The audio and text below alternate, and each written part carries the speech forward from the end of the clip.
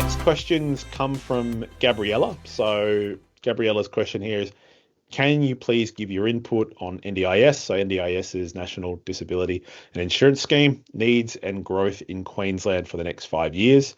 Would international investors be playing a role on solving the current crisis with lack of properties and institutions that are able to care for people in need around our state? So probably first one with that, Gabriella, I'd be very careful. Maybe I'm assuming if you're going down this pathway, you're starting to potentially speak to some, I'll use the term very loosely here, property advisors that are in the NDIS space.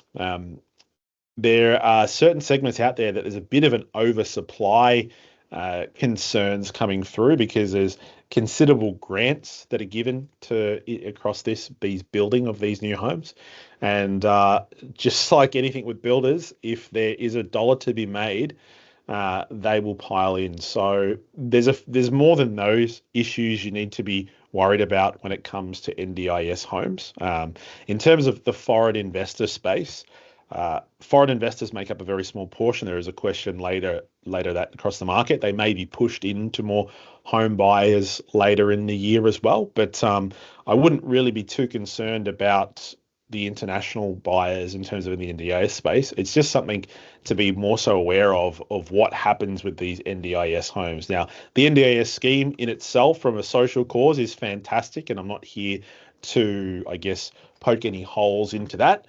What I am here to maybe, I guess, highlight is that it does come with risks. You know, a lot of people that go down this pathway of NDIS properties, they're lured in because of new home builds, depreciation. There's all this talk about really fantastic rental returns, and there's not a whole lot of talk about, I guess, the risks that come with going down, this type of venture. So there's all different articles. If you read online about NDIS investments and, some of the issues going on there. So firstly, when you're building an NDIS home, you are not building your stock standard, 3 or 4 bedroom family home. That home is typically bespoke to the type of disability or tenant you are trying to attract. So if it's for people with disabilities or other things, you might be having lower benches, specifically fit out kitchens and bathrooms, wider hallways, wider doors, all these different things. The home builds are a lot more expensive than your traditional home build. It could be anywhere from $100,000 to $250,000 more than the same like-for-like property if it was a standard 3 or 4 bedroom home. They'll then be, I guess, kind of presented to you that they are going to be offering you insane rental returns. And it's just understanding that, yes, if you do get that tenant in there, you may get some pretty good returns in terms of from the rental side of things.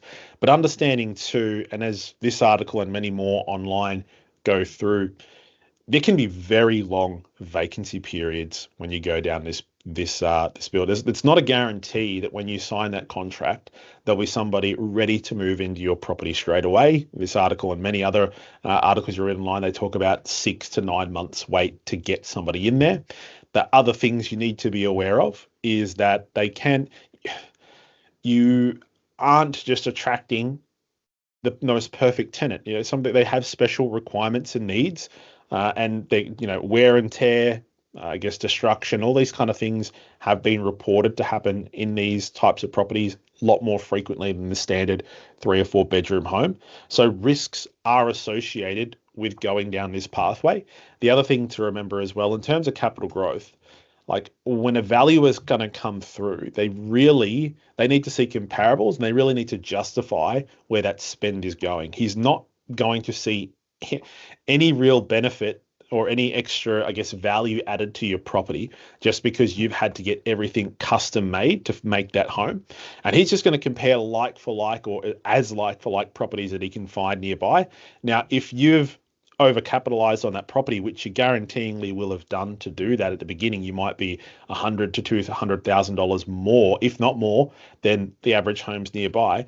Even if some capital growth occurs in that area, that is just basically playing catch up from the negative equity point that you kind of are starting from. And then eventually you may start to catch up in future years, just like most new home builds.